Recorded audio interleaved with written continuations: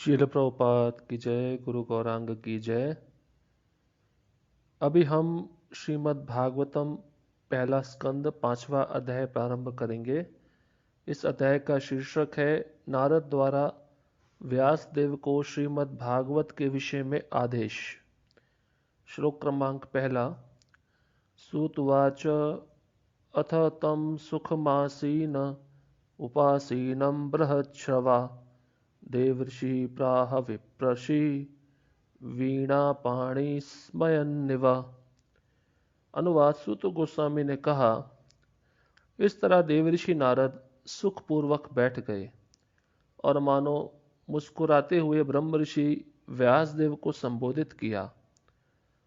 जैसा कि हम पिछली कक्षा में श्रवण किए, व्यासदेव बहुत ही निराश थे, असंतुष्ट थे और उनकी कुटिया पर देवऋषि नारद प्रकट हुए, उनका आगमन हुआ और यहाँ पर अभी वह संवाद दोनों का प्रारंभ हो रहा है।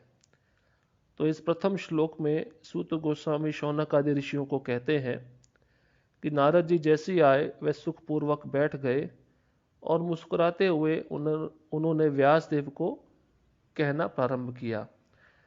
प्रभुपाद जी लिखते हैं कि नारद मुस्कुरा रहे थे क्योंकि वे महर्षि वेद व्यास को तथा उनके असंतोष के कारण को भली भांति जानते थे। जैसा कि व्यासदेव आगे बताएंगे, उनका असंतोष भक्ति योग को सही ढंग से प्रस्तुत ना करने के कारण उत्पन्न था। नारद को यह त्रुटि ज्ञात थी और व्यास की दशा से इसकी पुष्टि हो गई। तो यहाँ पर एक विशेष शब्द आया है श्लोक में, वीणा पाणी ही, हाथ ने वीणा लिए, और स्मयन, स्मयन मतलब मानो हंसते हुए। तो नारद मुनि हंस रहे थे, हंसते हुए व्यासदेव को बोले जिनके हाथ में वीणा थी कि मैं जानता हूं कि आपकी असंतुष्टि का कारण क्या है। आपने भक्ति योग का सही ढंग से वर्णन नहीं किया, उसका प्रस्तुतिकरण नहीं किया, इस कारण से आप असंतुष्ट हुए हैं। तो प्रभुपाद जी कहते हैं ये कारण आगे के श्लोकों में हमको पता चलेगा। श्लोक क्रमांक 2। नारद वाच पराशर्य महाभाग भवता कच्चिदात्मना परितुष्यति शारीरा आत्मा मानस एव वा। अनुवाद। व्यासदेव को पराशर पुत्र संबोधित करते हुए नारद ने पूछा, क्या तुम मन या शरीर को आत्म साक्षात्कार का लक्ष्य मानकर संतुष्ट हो? तो देखिए, यहां पर सबसे पहला प्रश्न नारद मुनि व्यासदेव को पूछ रहे हैं, जो पराशर के पुत्र हैं, जिनको पराशर्य भी कहा जाता है। वह प्रश्न करते हैं कि तुम मन या शरीर को आत्म साक्षात्कार का लक्ष्य मानकर संतुष्ट हो। इसका अर्थ हुआ कि शरीर ही सब कुछ है या मन ही सब कुछ है, इसी को सब कुछ मानकर तुम संतुष्ट हो गए हो क्या? तात्पर्य में प्रभुपाद जी बताते हैं, नारद द्वारा व्यासदेव को उनके असंतोष के कारण का यह संकेत था। व्यासदेव को अत्यंत शक्ति संपन्न ऋषि पराशर के वंशज होने के कारण असामान्य पैतृक विशेषाधिकार प्राप्त था, जिससे उनके असंतुष्ट रहने का कोई कारण नहीं होना चाहिए था। महान पिता के महान पुत्र होने के कारण उन्हें चाहिए था कि आत्मा की पहचान शरीर या मन से ना करते। तो यहाँ पे मूल कारण बताया जा रहा है। हालांकि व्यासदेव भगवान के शक्तिवेश अवतार है, वे अपनी पहचान शरीर या मन से नहीं करते हैं, परंतु हमको सिखाने के लिए कि कोई भी जीव अपनी पहचान शरीर से करता है या मन से करता है तो वह अवश्य दुखी होगा।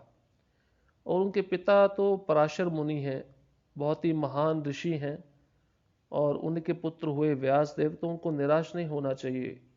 उनको अपनी पहचान शरीर या मन से नहीं करनी चाहिए थी। तो यहाँ पर ये कारण बता रहे हैं नारद मुनि व्यासदेव जी को। प्रभुपाद जी कहते हैं, अल्प बुद्धि वाले सामान्य जन शरीर को या मन को आत्मा के रूप में स्वीकार कर सकते हैं, लेकिन व्यासदेव को ऐसा नहीं करना चाहिए था। ऐसा क्यों है? क्योंकि व्यासदेव ने पहले से ही इतने उपनिषद, वेद पुराण शास्त्र सबकी रचना कर दी थी, फिर भी वह अपने को शरीर मान रहे थे, अपने को मन मान रहे थे। तो नारद जी कहते हैं आपसे ये ऐसी उम्मीद नहीं की जा सकती थी कि आप ऐसा स्वीकार करेंगे।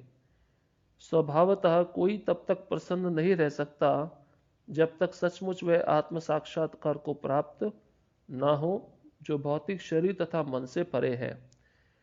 तो ये शरीर एक जड़ तत्व से बना है, मन भी भगवान की बहिरंगा शक्ति से बना है, और इन दोनों के बीच में, इन दोनों के अंदर एक आत्मा निवास करता है जो भगवान का शाश्वत अंश है। तो जब तक जीव आत्म साक्षात्कार को प्राप्त नहीं कर लेता, अर्थात अपने को शरीर नहीं मानता, मन नहीं मानता, केवल आत्मा मानता है, तभी वह संतुष्ट रह सकता है और उस आत्मा को वह भगवान की नित्य सेवा में भी लगाना चाहिए। एक होता है ज्ञान और एक होता है विज्ञान। जिसको ज्ञान कहते हैं तो हमें शास्त्रों के द्वारा प्राप्त होता है, और विज्ञान होता है जब उस ज्ञान को हम अपने जीवन में उतारते हैं, उसी से हमें आत्म साक्षात्कार प्राप्त होता है। श्लोक क्रमांक 3। जिज्ञासितं सुसंपन्नमपि ते महत् अद्भुतं कृतवान् भारतं यस्त्वं सर्वार्था परिभ्रमितम्। अनुवाद: तुम्हारी जिज्ञासाएं पूर्ण है और तुम्हारा अध्ययन भी भली भांति पूरा हो चुका है। इसमें संदेह नहीं कि तुमने एक महान एवं अद्भुत ग्रंथ महाभारत तैयार किया है, जो सभी प्रकार के वैदिक फलों पुरुषार्थों की विशद व्याख्या से युक्त है। तो नारद जी व्यासदेव को उनकी प्रशंसा कर रहे हैं। वे कहते जिज्ञासितम, तुम्हारी जिज्ञासाएं पूर्ण है, मतलब तुम्हारी जिज्ञासाएं जो है भगवान से संबंधित हैं, और तुम्हारा अध्ययन सुसंपन्नम, मतलब तुम बहुत दक्ष हो, पटु हो, किसमें? सभी क्रियाकलापों में। और इसमें संदेह नहीं कि तुमने एक महान ग्रंथ की रचना की है जिसको महाभारत कहा गया है, और ये महाभारत सभी प्रकार के पुरुषार्थों का विशद व्याख्या से पूर्ण है। पुरुषार्थ मतलब धर्म, अर्थ, काम और मोक्ष। तो महाभारत में इन 4 तत्वों का निरूपण किया गया है, इनका वर्णन किया गया है। तात्पर्य में प्रभुपाद जी लिखते हैं, व्यासदेव के विषाद का कारण उनमें पर्याप्त ज्ञान का अभाव नहीं था, क्योंकि छात्र के रूप में उन्होंने वैदिक साहित्य का पूर्ण अवगाहन किया था, जिसके फलस्वरूप उन्होंने महाभारत का संकलन किया, जो वेदों की पूर्ण व्याख्या से समन्वित है। तो यहाँ पर बताते हैं कि व्यासदेव के अंदर कोई ज्ञान की कमी नहीं थी। उन्होंने इतनी सब ग्रंथों की रचना कर दी थी कि उनके अंदर ज्ञान परिपूर्ण था, परंतु भक्ति का उल्लेख उन्होंने नहीं किया था। जो भक्ति का उल्लेख उन्होंने श्रीमद् भागवतम में किया, और इसी भागवतम ग्रंथ को पूर्ण करने के बाद वे संतुष्ट हो पाए। तो महाभारत का तो उन्होंने उल्लेख किया, संकलन किया, जिसमें सभी प्रकार का पुरुषार्थ है, परंतु महाभारत के भी उच्च श्रीमद् भागवतम जो पंचम पुरुषार्थ हमको प्रदान करता है, कृष्ण प्रेम प्रदान करता है, तो उस कृष्ण प्रेम का वर्णन उन्होंने नहीं किया था, इसलिए वह असंतुष्ट थे।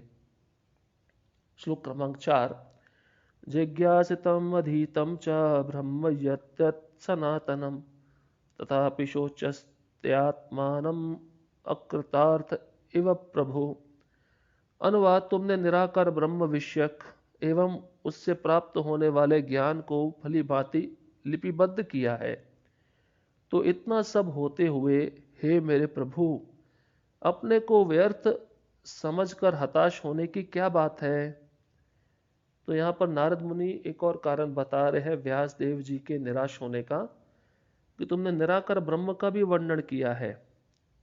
जो निराकार ब्रह्म से संबंधित ज्ञान है, उसका भली भांति तुमने लिपिबद्ध वर्णन किया है, तो इतना सब तुमने कर दिया, फिर भी हे मेरे प्रभु, हे मेरे व्यासदेव, तुम इतने व्यर्थ क्यों दिखाई दे रहे हो?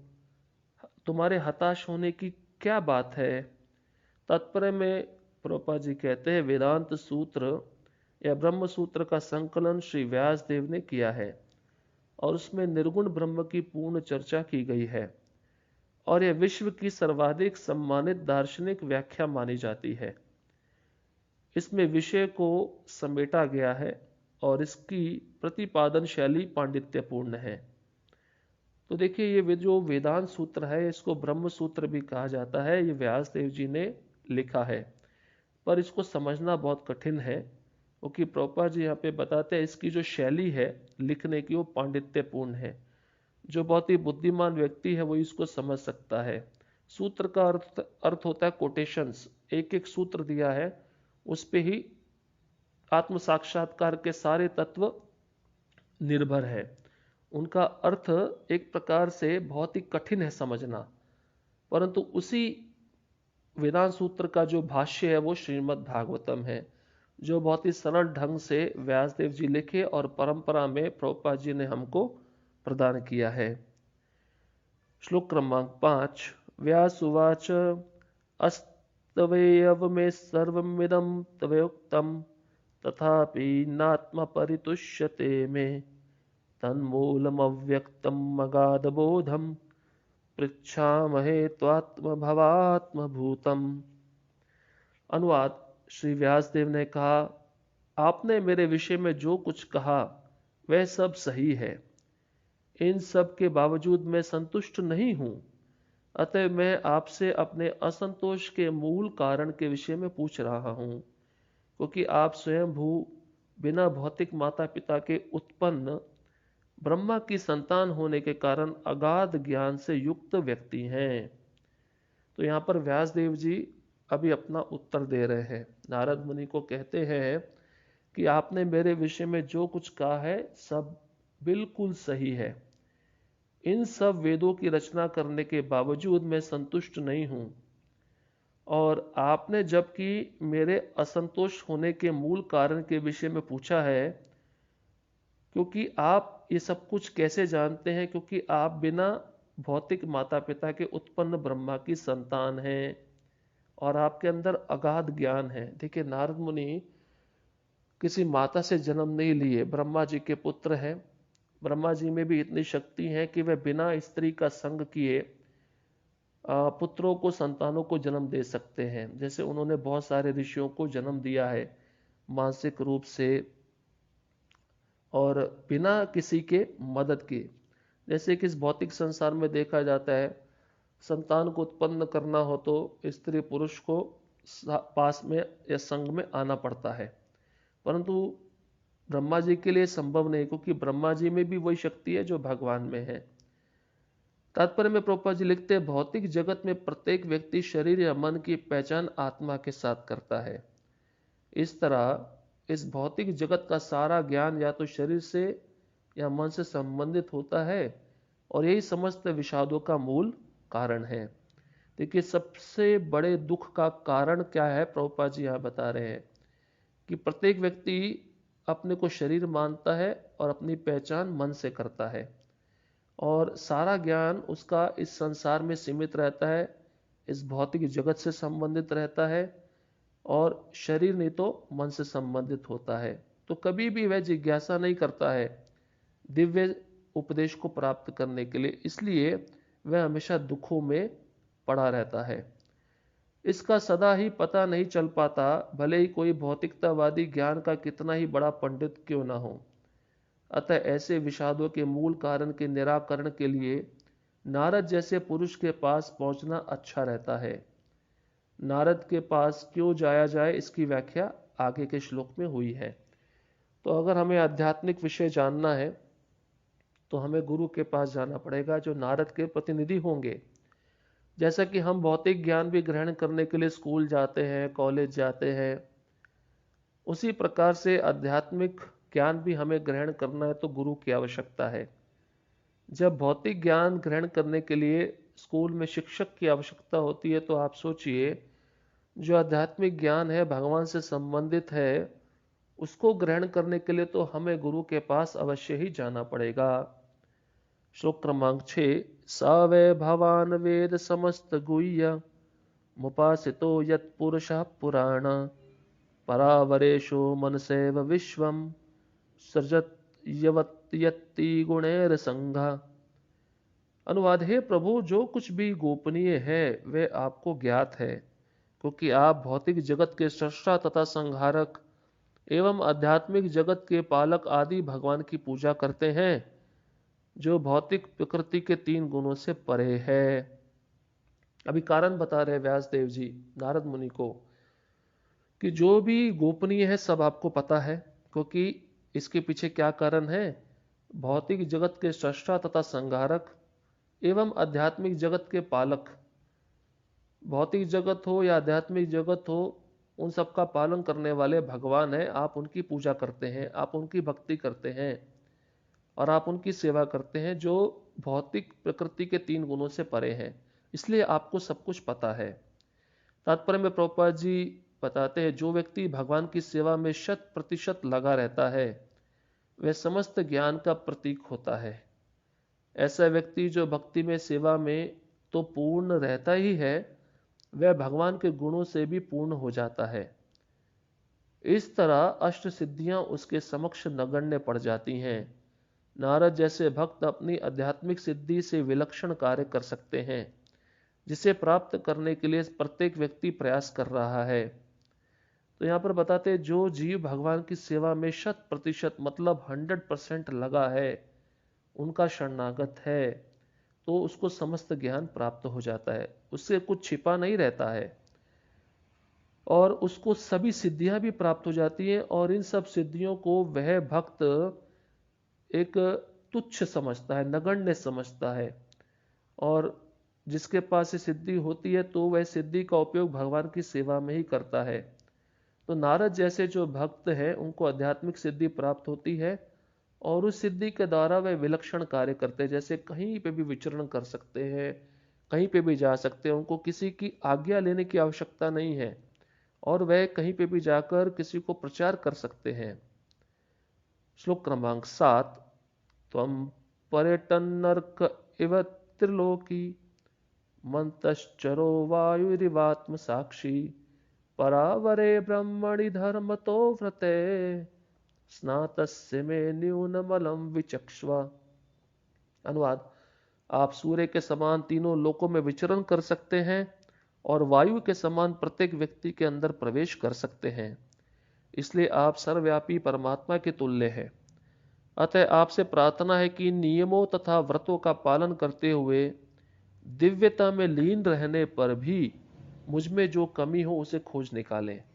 तो यहाँ पर व्यासदेव जी नारद मुनि का कुछ गुण प्रकट कर रहे हैं। वे कहते हैं पर्यटन मतलब आप सब जगह विचरण कर सकते हैं, अर्क मतलब आप सूर्य के समान हैं, अर्थात आप सूर्य की तरह सब जगह देख सकते हैं, और वायु के समान आप प्रत्येक जीव के अंदर प्रवेश कर सकते हैं। और आगे कहते हैं कि आप लगभग सर्वव्यापी परमात्मा के तुल्य ही हैं, और मैं आपसे प्रार्थना करता हूं कि मैंने सभी नियमों का व्रतों का पालन किया है, मैं दिव्यता में लीन रहा हूं, तो मुझ में जो भी कमी हो उसको खोज निकालिए। देखिए, नम्रता पूर्वक व्यासदेव जी नारद मुनि के चरणों में प्रार्थना कर रहे हैं, मेरे अंदर जो कमी है आप बताइए। तो एक शिष्य को गुरु से ऐसे ही जिज्ञासा करनी चाहिए कि मेरे अंदर कमी हो, त्रुटि हो, मुझे बताइए, और मेरी जो गलती है मैं उसको स्वीकार करता हूं। देखिए, पहले व्यासदेव जी अपनी गलती को स्वीकार कर लिए, हाँ मैं असंतुष्ट हूं, आप सही कह रहे हैं। अभी वो कह रहे हैं मेरे असंतुष्ट होने का कारण बताइए, मेरे अंदर जो त्रुटि है, जो गलती है उसको बताइए। तो तात्पर्य में प्रभुपाद जी 2 लाइन का तात्पर्य लिखते हैं, कहते दिव्य अनुभूति, पुण्य कर्म, देव पूजा, दान, दया, अहिंसा तथा कड़े अनुशासनिक नियमों के साथ शास्त्रों का अध्ययन, ये सदैव मनुष्य के सहायक बनते हैं। इसलिए मनुष्य को ये सब चीजें नहीं छोड़नी चाहिए। जिस तत्वों का निरूपण यहाँ पर व्यासदेव जी कर रहे हैं कि मैंने पुण्य कर्म भी किए हैं, देव पूजा भी की है, दान भी दिया है, दया भी किया, अहिंसा भी किया है, तो ये सब जब जीव करता है जो शास्त्र के अनुसार है, उसके अनुशासनिक नियम है, उसका पालन करता है, तो हमेशा ये सब वस्तुएं उस जीव को धर्म के पथ पर आगे बढ़ने के लिए मदद करती हैं। ऐसा प्रभुपाद जी तात्पर्य में बता रहे। तो इन चीजों को हमें त्यागना नहीं चाहिए। जैसे भागवत गीता में भी भगवान कहे हैं, दान हो गया, यज्ञ हो गया, तपस्या। तो ये तीन चीजें तो बड़े बड़े साक्षात्कारी पुरुष हैं, बड़े बड़े उच्च महात्मा, तो उनको भी छोड़नी नहीं चाहिए। हम देखते हैं कि भक्ति सिद्धांत महाराज भी दान देते थे स्वयं सन्यासी होकर, क्योंकि अगर सन्यासी दान नहीं देता है तो उसका हृदय कठोर हो जाता है, उसके अंदर दया लगभग शून्य हो जाती है। और तपस्या भी हमारे आचार्य की हैं, बड़ी कठिन तपस्या। और यज्ञ का अर्थ है संकीर्तन यज्ञ, सदैव भगवान के नाम का जप करना या कीर्तन करना। तो हम 7 क्रमांक श्लोक तक अध्ययन किए हैं, हम यहीं पे समाप्त करते हैं। कल का सत्र हम 8वें श्लोक से प्रारंभ करेंगे। श्रील प्रभुपाद की जय, गुरु गौरांग की जय। हरे कृष्णा कृष्ण कृष्ण हरे हरे, हरे राम राम राम हरे हरे।